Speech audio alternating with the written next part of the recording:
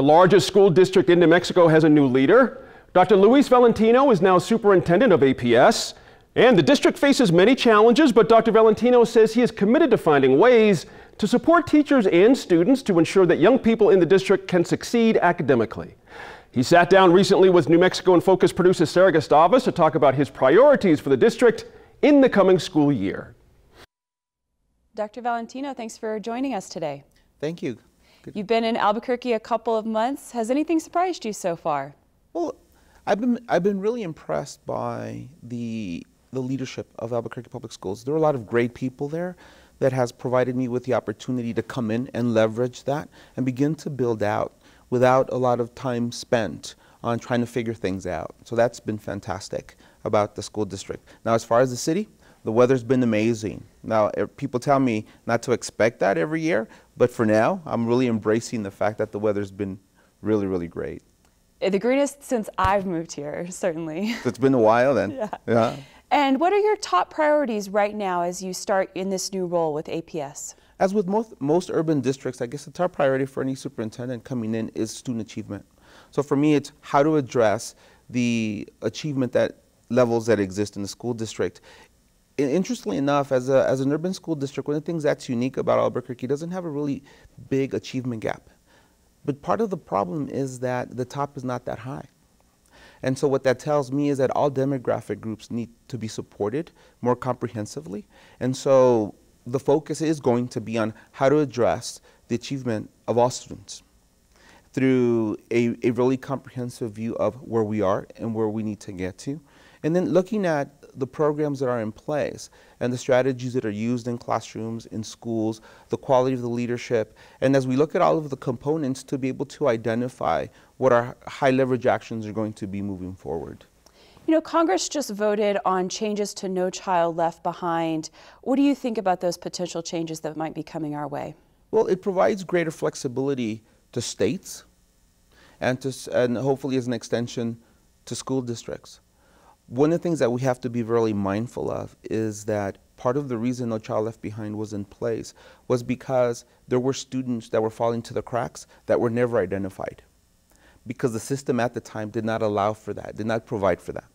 And so No Child Left Behind, one of the things that it has done, it has asked schools and school districts and states to begin to identify disaggregated data that includes demographic groups that historically have been marginalized. With this flexibility, if it allows states the flexibility to not report out, that could be a concern. But I'm hoping that the governor and the Secretary of Education still insist on maintaining the rigor of ensuring that every demographic group is reported on. You know, the way that they identify those students is mostly through testing, which has been really controversial across the country, including here in New Mexico. Some of our students made national headlines earlier this year for walking out of class to protest the park. What message would you want to send right now to students and parents? The focus cannot be park. And I think that was one of the problems. I think that what we need to really look at is teaching and learning in a comprehensive way has to include assessment components to them, both formative and summative. And so what we need to really look at as we begin the school year is, what is teaching and learning going to be for the students? And how are we going to support teachers and site administrators to implement sound instructional practices? Then when and part of that is to really have the conversations with students, staff, and parents along the way about the park assessment, but every other assessment that we have, because it is part of the teaching and learning experience. And when we get to the assessment, to ensure that we are equipped to conduct the assessment, that we can do so without glitches, and that we can submit purposefully so that we have the data available. Now, part of the problem is the data isn't readily available yet. Right? Park is so new that trying to work out the kinks has led to delays in data reporting.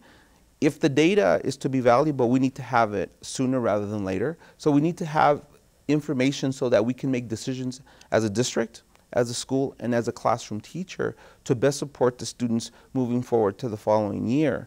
And so that really happens after the assessment. So we really need to look at it more comprehensively as before the assessment, during the assessment, and after the assessment, and really have a plan of action for addressing that at each point in the process. Are you going to meet directly with teachers to talk about their concerns? I'm really excited to be able to do that, because I really think that they have a lot to say about what we didn't do well and what we could do differently. I think teachers understand that there are things that we as a school district cannot control at this point, but there are things that we can do to lighten the load, to make it easier for teachers to work through this evaluation system without having to feel that it is punitive, that their job is on the line. And I think there are a couple of things that we can do in the short term to alleviate some of that. And by having conversations with teachers, I think that we can definitely learn from them.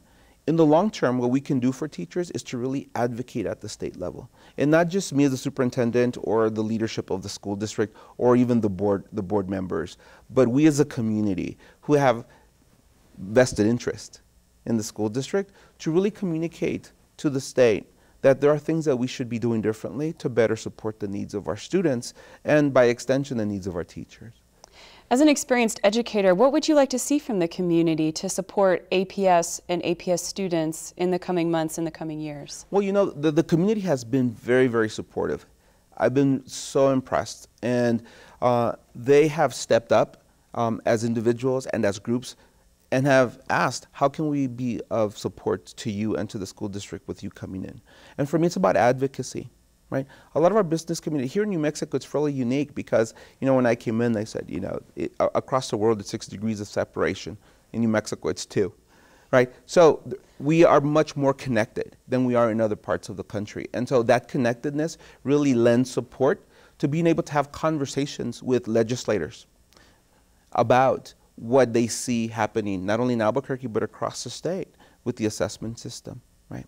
And so they can actually speak to the same issue in the same way that we do, which is, you know, this is what I see happening to my kid who goes to APS. This is what I see to my neighbor's kid who goes to APS, right? So, and even the young adults, this is what I'm experiencing. So it really behooves all of us to be engaged in that conversation, not only internally, but to really use it to speak to the legislation about this issue. You know, education and our discussions about it certainly can't be an isolated issue. It's within the broader context of our community. And here in New Mexico, our communities are poor. We have an extremely high poverty rate. About half of the students in APS qualify for free or reduced lunches. Are you worried about kids coming to school hungry? Most definitely. I think one of the things that's also part of that learning is the poverty that exists in the state and the influence and the impact that that can have on academic learning. Right? And so one of the things that we have to do is to address that. It's not all about test scores. That's very, very clear. It's also about how to support students and their families so that, you know, the comment that students need to come to school ready to learn really is important here more so than my past experiences. And so how we do that is really, really important. Fortunately, there are organizations that have been interested in working with APS for a while. ABC is one, for example, out of the mayor's office. The other one is Mission Graduate. And both of them have components that lend support to the whole notion of community schools, right? Where we provide wraparound services, where we really extend the day for students and we extend the school year. But also that we're able to feed and clothe as needed so that they are ready to learn when they come to school. So those are really important pieces that we need to look at. And as a school district, we really need to bring balance between the academic and the social emotional. And so one of the things I'm hoping to be able to do during my tenure in Albuquerque Public Schools is to bring that balance by looking at the whole child and then looking at what's the culture and climate of a school? What are the support services being provided at each school site as needed for the student? And if we begin to look those and actually use metrics to monitor for that, then I think we will be able to bring that balance, and it actually does impact in a positive way the achievement of our students. As someone who's come in from out of state, you grew up in El Paso, you have experience in the LA Unified School District, San Francisco School District, but New Mexico, we talk a lot about how we're different. We're so unique, we're very different. We do have a unique culture and history. How are you navigating those conversations and learning about New Mexico? Yeah, that's a very good question, because while I did grow up in El Paso, and it does feel like home in a lot of ways, I've been removed from it for a few decades. And so coming back, really, in a lot of ways, there's familiarity, but there's also things that are very unfamiliar to me, right? One of them is it's very laid back. It's a very laid back community, but it's also a very warm community, right? So I have to get used to the fact that it's not hustle, bustle, fast, and you know, it's not about relationships as much where I'm from as it is here. So those are things that I really have to learn to do and to be to pursue those actively in terms of my relationship with people. And in order to accomplish the work, I realize how important that is. And so I'm really aware of that, and I'm mindful that it's something that I have to do. So in terms of how I navigate through it, it's a daily process, right, of learning how to be in this space that is very different than this space that I've been used to for the past 30 years. Absolutely. Well, we do look forward to having you again once the school year starts and you have some more experience on the ground. Thanks for joining us this week. Thank you. Looking forward to it.